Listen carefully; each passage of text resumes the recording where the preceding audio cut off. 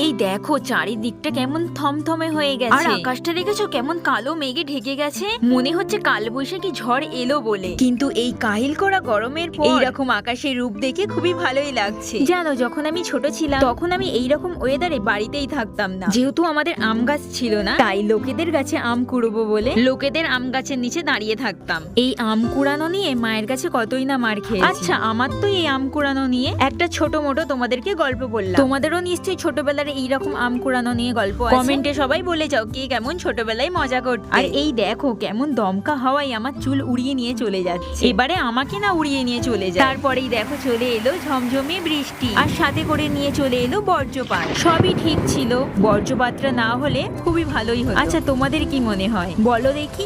আর এইদিকে নিশা আর রিয়া সেজে গুজে চলে এসেছে ছাদে রিলস বানাবে বলে। শুটের জন্য শুনেছিলাম, বাট মেকআপ শেষ হয়েছে, তারপরেই কারেন্ট চলে গেছে।